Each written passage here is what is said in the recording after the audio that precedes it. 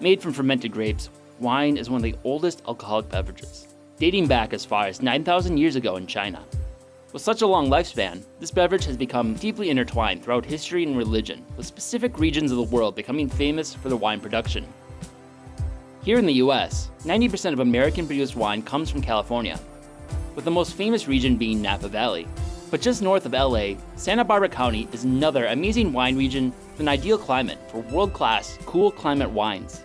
While in LA this fall, we took a trip to the area and visited the Santa Ynez Valley wine-growing region around Solvang, made famous in the movie Sideways. Solvang is an interesting small town, originally founded by Danish colonists in 1911. Since then, it's retained much of its Danish architecture the colonists brought from their home country. A few miles out of town, we visited the vineyard of Lucas and Llewellyn Wines. I'm here with Louis, who's going to tell me all about the vineyard. Lucas and Llewellyn started about 20 years ago. It started with some existing vineyard that I had at the time, and then we acquired some additional vineyards. We have approximately 400 acres of grapes, grow 24 varieties. This is the Valley View Vineyard, the smallest of the 3 vineyards. This is where we primarily specialize in Bordeaux grapes, Cabernet Sauvignon, Malbec, Petit Verdot. Our other vineyards are in different climate zones that enables us to grow so many varieties. Like in Santa Maria, we have Chardonnay and Pinot Noir, very cool region. And then in Los Alamos, we're sort of in between being cool but not hot. And there we can almost grow anything. And then here it's just a shade warmer, which helps the late maturing Bordeaux varieties.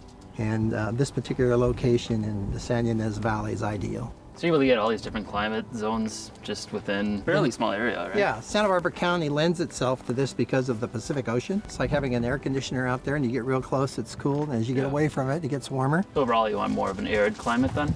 So yes, you need some heat, but you don't want too much heat. When you grow grapes where it's too hot, they lose their acidity really fast. Every state now is trying to grow grapes. Yeah.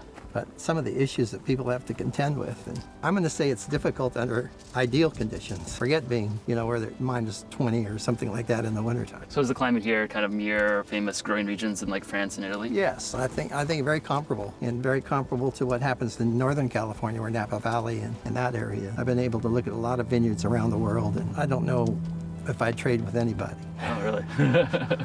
When I came here 40 years ago, 43 years, 45, how long ago? A long time ago.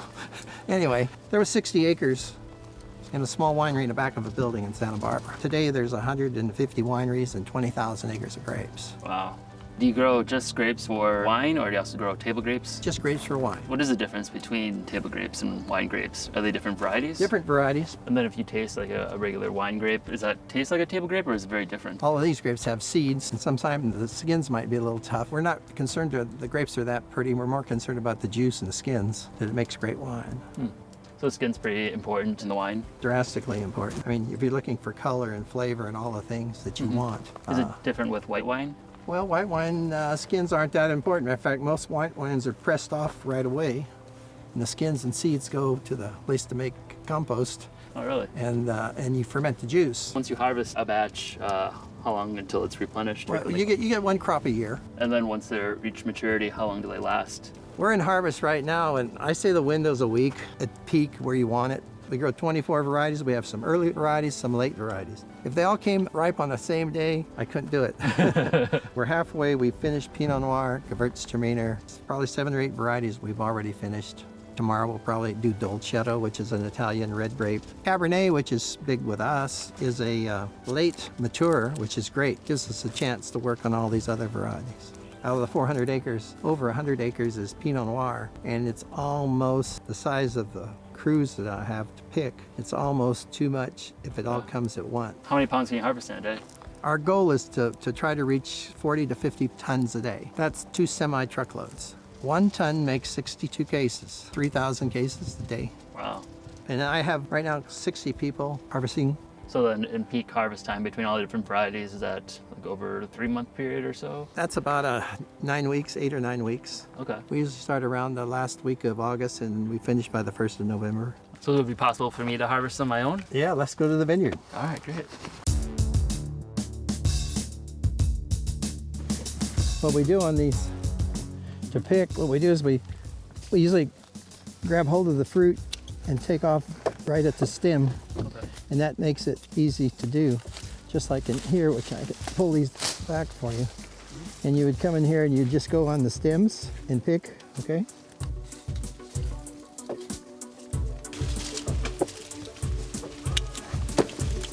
You're doing a good job. I think we'll just keep you here and work it. You can feel your teeth sink into the skin, and then the skin falls apart right away. Yeah. Good sign. If it stays there like a rubber band, you just keep chewing and chewing. Yeah. Not quite ready. It's really good. I'd eat these as table grapes. So then the next step is to turn into wine? Just make wine out of it. All right. Okay.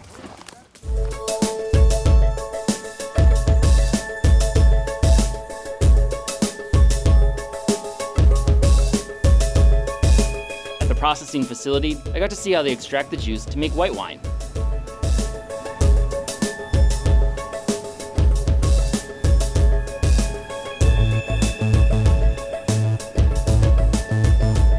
The giant grinder breaks up the grapes, and then they fall into a bin, chilled with dry ice to bring the temperature down rapidly. Then the crushed grapes are transported to a giant tank. Inside the tank, a huge balloon expands, which presses the grapes against the outer walls of the tank and squeezes the juice out.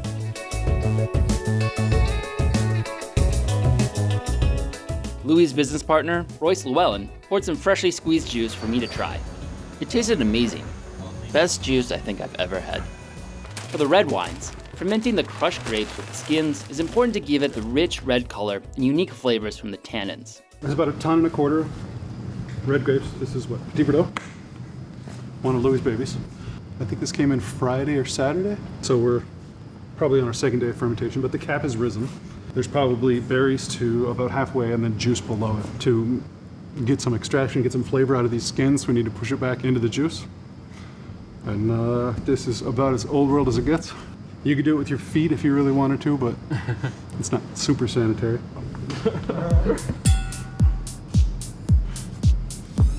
Like I said, you get a fair amount of resistance.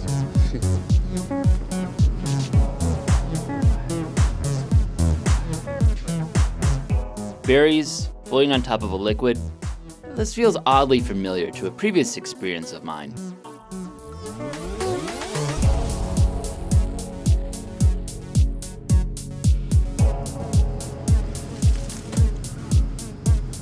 And as the scene stretched on and on, I felt like the other guys weren't going to be ready to move on, until I inevitably slipped and fell in. And sorry to disappoint, I knew when to call it, before I pushed my luck too far. Once the red wine is fermented, all the remaining solids are extracted, and it's run through an intricate filter system. Then it's put into oak barrels to age, for typically 1 to 2 years. No fermenting actually happens in the barrels. Instead, the wine soaks up flavors directly from the wood, while tiny amounts of oxygen seep through the barrel to subtly oxidize the wine, which gives it a more smooth flavor. We don't go to barrel, of course, with the white wine, but usually they're bottled in a short period of time, like rosés maybe within 90 days. Louis grows in the neighborhood of 2,500 tons a year. Half of that's sold to other wineries. About half of it comes here. I'll get 40 to 50 tons of some mix of red and white wines, maybe 750,000 bottles. Wow. So just to kind of summarize, a lot of different steps with the fermenting, then second fermentation, then aging. But overall, at least, especially with your wine, the main contributor to the taste is the actual grapes, right? Absolutely. I hope so. Yeah. If you have really nice grapes, Yeah.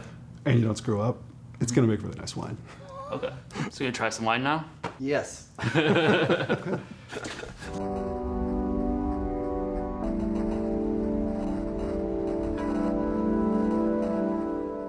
This is what we picked today, and it's 100% Clone 6. If you want to know what a Cabernet Sauvignon is supposed to taste like, this is the one. This wine will age, I'm gonna say it could go 12, I think it could go as long as 12 to 15 years. It's a very low producer, but quality of the wine is spectacular, and not too many people do it.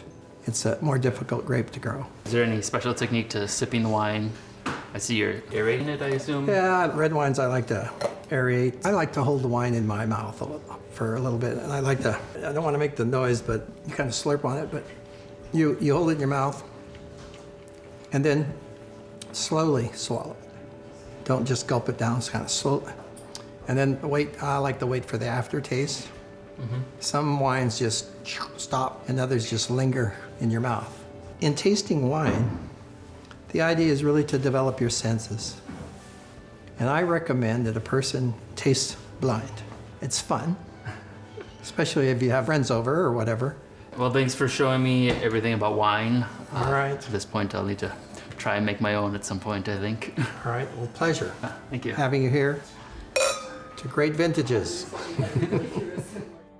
Full of wine and slightly tipsy, I headed home with a better understanding of winemaking. But despite everything I learned, I still feel like I've only touched the surface of the topic. To learn more, I was hoping I'd be able to take some of the grapes I helped harvest back home with me to attempt to brew my own wine. Unfortunately, travel restrictions and the grapes' perishableness made this not very possible. So I'll have to save that for next year. However, I do have one more brewing episode coming up before the end of the year, where I'll be making both a wine and a beer, but from less traditional sources. We'd like to give a shout out to Skillshare for sponsoring this video.